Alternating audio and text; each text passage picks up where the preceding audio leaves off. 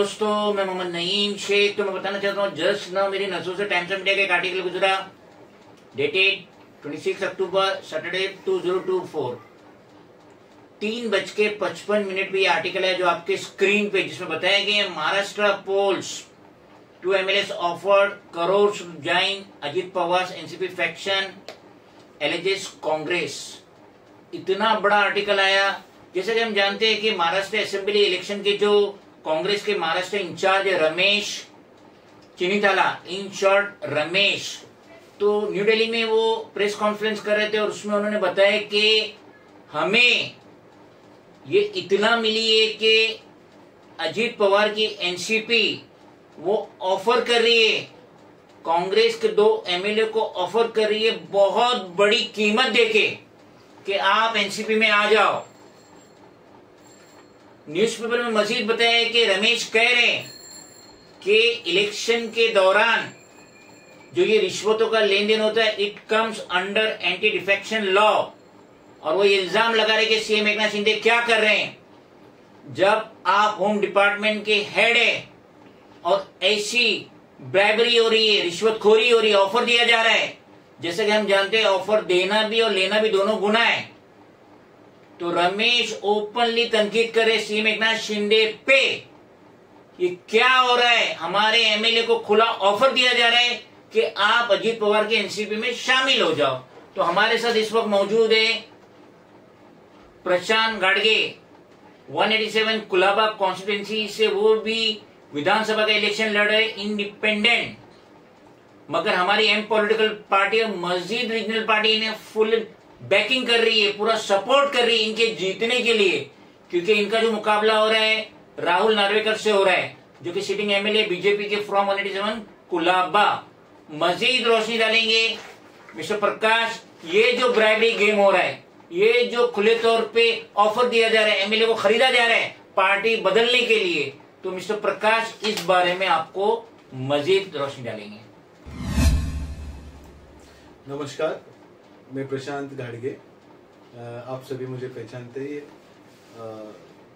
हाल ही में जो इलेक्शन हुई लोकसभा की, जिसमें 20 तारीख को उसी टाइम पे 20 मई को इलेक्शन की वोटिंग्स थे। इस टाइम पे भी 20 नवंबर को वोटिंग है। ये 20 तारीख हमारे नसीब में बहुत सारे लक लेके आ रही है।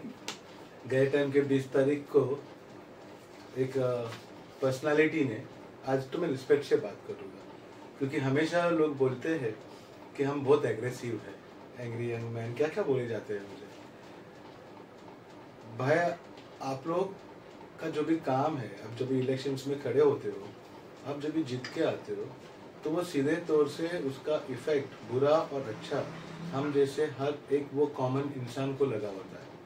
आपके पर्सनल लाइफ में आप घर पे क्या कर रहे हो, नोबडी केयर, पर आप जब भी घर के बाहर आ जाते हो, इस ऐसे सारे इलेक्शंस में आप जब भी खड़े रहते हो, ये इलेक्शन आपके किसी के भी बाप दादा की जागीर तो है नहीं, बिल्कुल नहीं है, जो आप लुटाने चले।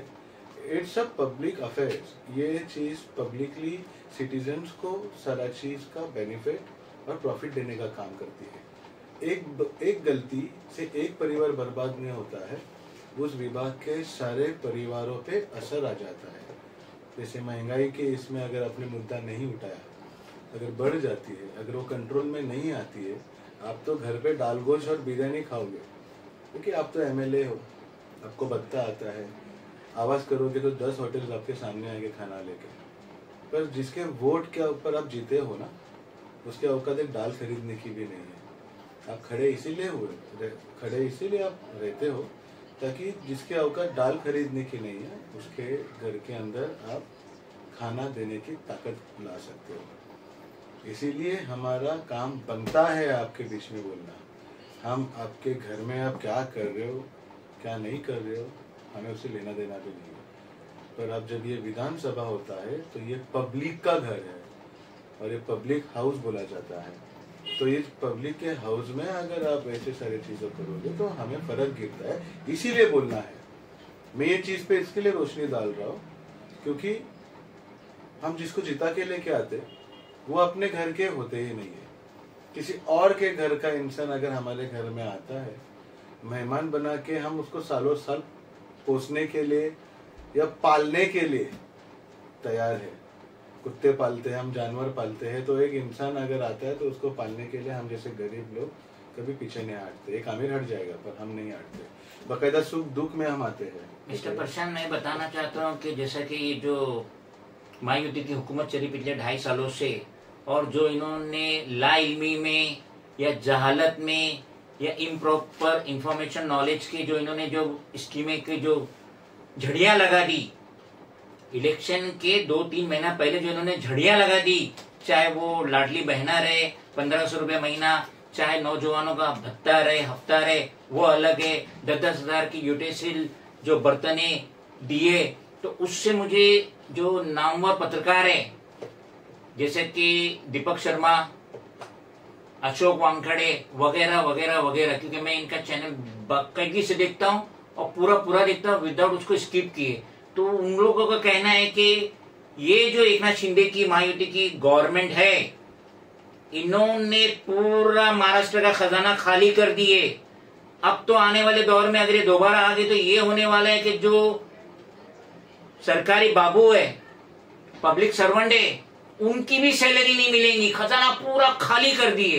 तो अगर इसमें ये महायुति वापस आ जाती है, जो आपस में भिड़ भी रहे हैं, टकरा भी रहे, अमित शाह एकनाथ शिंदे टकरा रहे हैं, तो शिंदे टकरा रहा है देवेंद्र फडणवीस से, अजीत पवार से सीटों के लिए झगड़ा हो रहा है, तो ये अगर यही सब करते रहेंगे तो हमारे स्टेट का क्या होगा।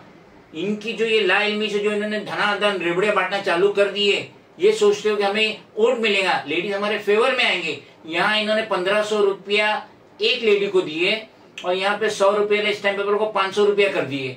अब देख लीजिए, यही जो विधानसभा का इलेक्शन है, लोकसभा में हमने 100 रुपए के स्टैम्प पेपर पे एफिडेविट बना के दिए थे फॉर्म 26, आज हमें 500 रुपए का स्टैम्प पेपर लेना पड़ा। तो ये देन है शिंदे गवर्नमेंट की। 500 रुपए का स्टैम्प पेपर मैं बड़े होशो हवास में कह रहा हूं, पूरे हिंदुस्तान में कहीं नहीं रहे एफिडेविट के लिए, लेकिन ये शिंदे गवर्नमेंट है, इन्होंने महाराष्ट्र के सिटीजन पे एहसान कर दिए, 100 वाले स्टैम्प पेपर को 500 रुपए में तब्दील कर। मैं आपके पहले ये प्रश्न पे गौर डालना चाहता हूँ, फिर उसके बाद अपने जो दूसरा प्रश्न पूछा है उस पर भी मैं गौर तुरंत ही देता हूँ। मेरा कहना ये था कि जब भी आप कुछ भी डायलॉग्स या कुछ भी प्रैक्टिस करते हो in politics, its affect to the citizen who stays there. तो आप कोई भी पॉइंट्स पे या कोई भी काम पे आते हो, खास करके सोशल फील्ड्स में, इट्स नोबल कॉज थिंग, इसको किस तरीके से रहना चाहिए। अभी ये सारे काम करते हुए जब भी एक घर का बंदा इसमें एक्टिव होता है, उसको पता चल जाता है कि मेरे चारों दरवाजे या दीवारों में जो चीज़ है, उसके अंदर जो लोग रहते हैं, उसको क्या चाहिए, वो उसका काम करते हैं, सारा चीज़ करता है, वो सारी तैयारी के साथ आ जाता है and he goes to the party और बोलता है कि बाबा मुझे इलेक्शन में जीतना है, मुझे खड़ा रहना है, मेरे इतने सारे काम किए, ये मेरे कामों की गड्डी है, रिश्ते। मैं यकीन दिलाना चाहता हूँ, कोई भी पार्टी रहने दो, आपके कामों की गड्डी को कचरे के डब्बे में डालेंगे। आप अगर साथ में नोटों की गड्डी लाते हो तो आपको तुरंत एवी फॉर्म मिलके आपका सबमिशन हो जाएगा। ये जो आपका ये जो प्रश्न है ना, जिसमें सारे कौन से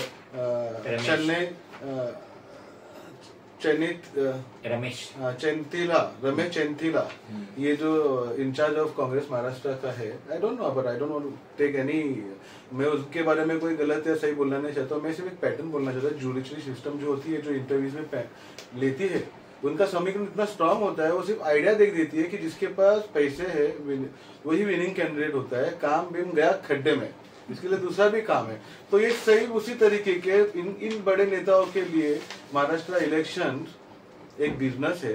हम जैसे लोगों के लिए महाराष्ट्र इलेक्शन यानी एक परिवर्तन का मौका, जिसको छीन कर कैसे भी कर उसको सही तरीके से तैयार होकर गरीबों को हक देने का काम करते हैं। ये हमारी सोच है। For them it's a business. इनके कितने प्रोजेक्ट रहे, ये सारा चीज है, इंफ्रास्ट्रक्चर है, जो इन्होंने अपने कॉन्ट्रैक्टर टेंडरिंग सिस्टम से अपने नाम पे लाया हुआ है, इस सरकार का हुआ, अगले साल में पास करना है। दैट्स वाई वो लोग कुछ भी कर सकते हैं, सिर्फ पैसा दो, तमाशा देखो और हम वोट करने के लिए तैयार है। यही वजह से यहाँ पे भी कुछ बिजनेस अड़के हुए रहेंगे, जिस बिजनेस से हजारों करोड़ आने वाले हैं। तो हजारों करोड़ हमारे वही स्थानिक आमदार रहेगा तो मिलेगा, इसीलिए उसको प्रेशराइज किया जाता है कि और कोई ना आए। तो वो हजारों करोड़ बचाने के लिए वो आमदार किसी को भी करोड़ों रुपए देता भी है तो भी उसके लिए वो लॉस बिजनेस नहीं है। ये इसीलिए हो रहा है because they think politics and Maharashtra Vidhan Sabha is a business हमारे साथ, और हमें इसमें इंटरेस्ट नहीं है because we think to serve the Maharashtra Vidhan Sabha is a social noble cause for us. ये फर्क होता है।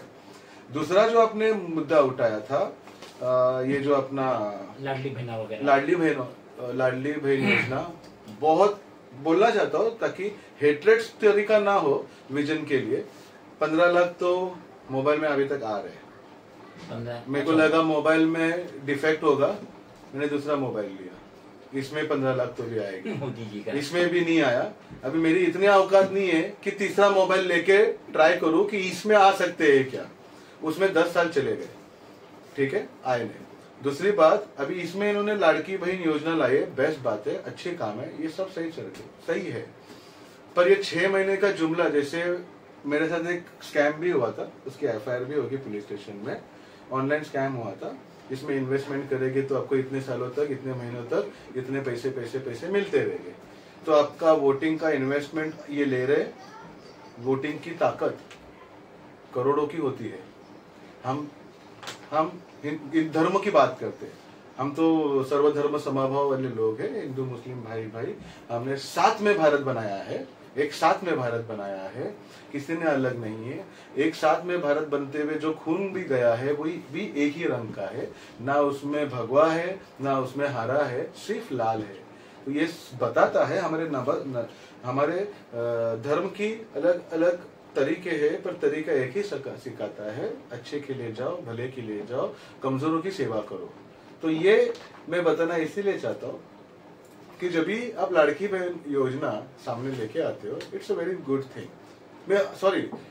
जब भी हमने उसमें पैसे इन्वेस्ट किए, 6 महीने का एश्योरिटी दिया, 2 महीने तक हमारे पास पैसे डाले और 2 महीने के बाद हमारे 1.5-2 लाख रुपया लेकर रफू चक्कर हुए। ये ऑनलाइन स्कैम हुआ है। इसी तरीके का ये स्कैम है, मैं लिख के बोलता हूँ। महाराष्ट्र का ऑलरेडी इन्होंने मंत्रालय का बिजली का लाइट्स होते हैं, बिजली का बजट होता है, जो इलेक्ट्रिसिटी मंत्रालय यूज करता है वो BST देता है, बेस्ट देता है। ऐसे जितने भी बेस्ट और MCGM के या अलग अलग जगह के जो लाइट्स आते हैं, इनके जो बिल है अभी तक पेंडिंग है, गए 10 से 15 साल के। जिस जगह पे, जिस मंत्रालय में हमारे मुख्यमंत्री बैठते हैं, सरकार वहां से जब से चलती है। मैं लिख के बोलता हूँ, अगर कल कोई ITI एक्टिविटीज होगा और उसने डाल दिया कि फंक्शनल अपडेट्स या functional audit of the government departments and खास करके मंत्रालय, तो आपको लिख के देता हूँ कि कम से कम 100-200 करोड़ की थकबाकी तो उनकी ही होगी। 15-15 हजार रुपया देकर 1500 रुपया 1500 अच्छा है, 15,000 समझ रहा था। 15,000 तो चड्डी बढ़ जाती, सॉरी, पर 1500 रुपया देकर ये लोग 3 महीना 6 महीना देंगे। मैं लिख के बोलता हूँ, 1 से 5 तारीख का दिसंबर का जो महीना आ रहा है, इसमें सरकार शपथ ले रही है। गलती से भी नहीं, फैक्ट में शायद से सरकार चेंज हो सकती है। अगर वो होती है तो आने वाली सरकार उसको कंटिन्यू नहीं करेगी। आने वाली सरकार पहले बोलेगी इसको बंद करो, क्योंकि कर्जा लेके डूब जा करने से अच्छा है थम जा। क्योंकि महाराष्ट्र ऑलरेडी ऐसे सारे पॉकेट्स से अपना महाराष्ट्र स्टेट का गोल्ड सेंट्रल के पास रखा है। सेंट्रल का रिक्वेस्ट से सेंट्रल ने उस गोल्ड पे जो पैसे दिए हैं महाराष्ट्र स्टेट को, उसके कर्जे अभी बाकी है, वो अभी भरे जा रहे नहीं है। उसके ऊपर 15-15 हजार इन्होंने जो 1500 रुपए इन्होंने जो दिया, उसके ऊपर इन्होंने अभी तक कुछ कमिटमेंट नहीं दिया है कि ये पॉलिसी में इंप्लीमेंट किया हुआ है क्या, कि ये कायम स्वरूप पे कितने साल के लिए, कितने इयर्स के लिए। अभी 34 DCR रूल्स है, यानी 34 साल का 2024 चल रहा है, और 10 साल के बाद जितने भी इंप्लीमेंट सेक्टर्स पॉलिसीज में बने हुए हैं, वो 34 के बाद अगर चेंज होता है तो जितने भी स्कीम थे वो बंद हो जाएंगे। तो ये जो स्कीम इन्होंने पॉलिसी बनाई है, ये 34 DCR के अंतर्गत बनाई है, कि उसके सिर्फ जुमला अंतर्गत ये स्कीम बनाई है। जुमला सबसे पहली बात तो ये होने ही नहीं वाला है, ये बैंड है, ये सिर्फ चार्जिंग करने का एक ये है। और इसका मैं प्रूफ, इसका प्रूफ कि लास्ट फेज था कि हमेशा के लास्ट फेज था पता नहीं, जिसमें 2.5 लाख के ऊपर अर्जा आए और 2.5 लाख के 2.5 लाख रिजेक्ट हो गए। इलेक्शन के आचार संहिता लगने के पहले 2.5 से 3 लाख का अर्जा पास होता है, उनको 6,000 5,000 ऐसे 3-4 टप्पे के महीने के मिलते हैं। दिवाली के दिन पे तो बहन को सबसे ज्यादा पैसे की जरूरत होती है, क्योंकि उस टाइम पे भाई पैसे देता नहीं है, बहन को देना पड़ता है। यानी कि दिवाळी में भाऊबीज आती है और भाऊबीज में लाडकी बहीण को आपल्या लाडक्या भावाला गिफ्ट द्यायचं असतं आणि ते गिफ्टला 1,500 रुपये जर आले असते तर जरा मजा आली असती, पर ऐसा नहीं हुआ है। और 2.5 लाख फॉर्म जो लड़की बहन योजना का अभी भरा गया था, जिसकी कुछ 2-4 दिन के पहले ही लिस्ट थी, वो रिजेक्ट हो गए। तो इधर ही अंदाज आप देख लो कि आपके स्कीम्स कितने तक है। ठीक है, जितने पैसे आए उतने ठीक है, इसके आगे मुझे नहीं लगता कुछ आगे बात बनेगी। और आज का जो हमारा ये माहौल और आज का ये जो टॉपिक निकला, इसमें आज मैं एक चीज रिवील करना चाहता हूँ। मुझे पहले से पता था, खास करके ये जो मैं बोल रहा हूँ, ये उन सभी के लिए है, वो सभी कार्यकर्ता के लिए है जो हर पार्टी से खड़े रहते हैं, इलेक्शन के लिए नहीं, हमारे नेता को जिताने के लिए, जो अपने पार्टीज में 10-10, 20-20 साल तक काम करते हैं, 10-10, 20-20 केस लेते हैं, यही उम्मीद में कि कभी तो भी हम हमारे गुरु के जगह पे जाएंगे और गुरु उसके जगह पे चला जाएगा और ऊपर तक। ये काम करते करते जब भी वोट्स की टिकट्स मांगने या इलेक्शन में टिकट्स मांगने जाती है, तो क्या होता है, लोग बोलते हैं मुझे टिकट नहीं मिला, मुझे टिकट नहीं मिला, उसको टिकट मिला, उसको तो पहचानते नहीं है, वो वहां पे था। इन शॉर्ट कौन था भाई? आमिर था। तो ये प्रैक्टिकल एक स्टिंग करना था, इसीलिए मैंने कांग्रेस पार्टी का फॉर्म भरा था। कुछ 21,000 रुपया उन्होंने दिया था, 21,000 रुपया मैंने भरा था, उनको दिया था, जिसमें 20,000 रुपया फॉर्म के पैसे थे, 500 रुपया शिदोरी यानी कि उनका सभासद का, और 500 रुपया उनका स्क्रूटनी फी। ऐसे 21,000 रुपया हमने भरे, उसकी पावतियां भी मेरे पास है। वो एक खास मेरा कुल के बोल एपिसोड में मैंने वो रिवील और करूँगा प्रैक्टिकली, पर अब ये बात निकली तो बोलना है। ऐसे मैंने पूरा प्रोसीजर कंप्लीट किया। मेरे फॉर्म के साथ इस तरीके का इतना ज़्यादा मेरा प्रोटोकॉल्स था, अलग अलग सीनियरों में, जिधर मैंने सीसी कैमरा, सिक्योरिटी को लेके, स्लम्स को लेके, महिला शोषण को लेके, उनके वेलफेयर, ऐसे बहुत सारे उन्होंने देखे भी नहीं लगे कि कितने टाइप के काम जनता में करा जा सकता है। ऐसे सारे डिटेल्स मैंने सामने रखे, ऐसा उनका एक फॉर्म के साथ उन्होंने डायरेक्टली डाल दिया। मैंने तो इंटरव्यूज भी नहीं लिया और डायरेक्टली वहां पे अभी कोई मैं देख रहा हूँ कि कोई बाहर का कोई है, सभी बाहर का, स्थानिक कोई भी नहीं, जिसके पिन कोड पे मुंबई 5 हो या कुलाबा का एड्रेस हो, ऐसा कोई भी नहीं उस पार्टी से डिपोर्ट किया हुआ कोई।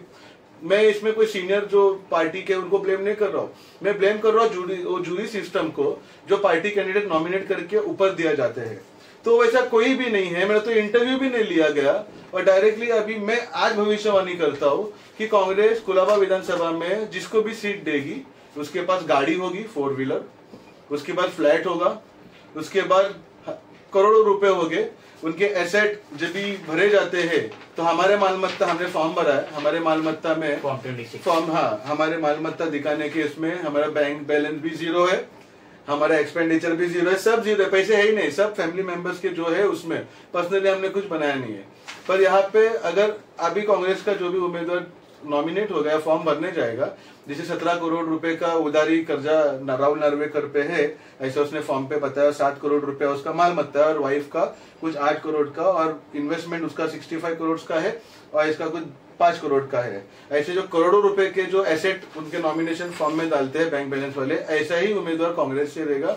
जो उम्मीदवारी बैंक बैलेंस डालेगा, उनका जो एड्रेस का पिन कोड जो होगा, वो पिन कोड कुलाबा विधानसभा के बाहर का होगा। ये मेरी भविष्यवाणी है और ये भविष्यवाणी से मैं इतना ही बोलना चाह रहा हूँ सारे पार्टियों से, क्योंकि मैं भी एक पार्टी से, बहुत पुरानी पार्टी है, बहुत टॉप की पार्टी है और बहुत पुराने ताल्लुकात मेरे उस पार्टी से है। मैं उसका एक्सपीरियंस लेके बोल रहा हूँ, 20 साल का एक्सपीरियंस लेके बोल रहा हूँ, और एक्सपीरियंस प्रूफ करने के लिए प्रैक्टिकली काम भी किया, जिसमें चलो पैसे गए, मेरे को फर्क नहीं गिर रहा है, पर मैसेज देने के लिए काम आएगा। और वो ये है कि आज लिख के बोलता हूं, कोई भी पार्टी का कोई भी लीडर कितना भी टैलेंटेड हो, आपको टिकट की उम्मीद में अगर आप पार्टी ज्वाइन कर रहे हो, टिकट के उम्मीद में और सिर्फ काम के बलबूते पे अगर आपको टिकट मिलने वाला है किसी भी पार्टी का, तो भाई राम नाम सत्य है आपका करियर का।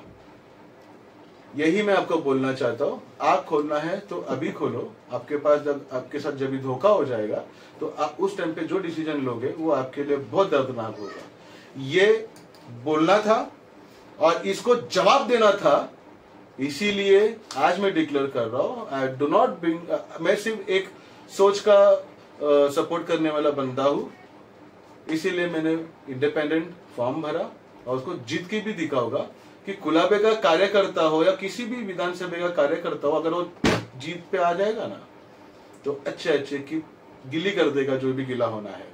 यही मुझे इसमें बताना था, रिवील करना था। And I am in the politics and I will be a politician, a good politician. और ये कुलाबा विधानसभा जो 20 तारीख का इलेक्शन है, जिसका शुरुआत 6 से 20 तारीख का बीच में प्रचार का है, मैं हंगामा करने वाला हूँ और यहाँ के वोटर्स को और उनका दिल जीतकर पूरे बहुमत से एक आम आदमी कैसे जीतता है ये इतिहास करके दिखाने वाला हूँ। यही बात मैं आपके इस प्लेटफॉर्म पे खास करके रोशनी डालकर बोलना चाह रहा हूँ। आगे आप बताइए। हमारी बेस्ट विशेष एम पॉलिटिकल पार्टी की बेस्ट विशेष हमेशा प्रशांत गाड़गी जी के साथ है।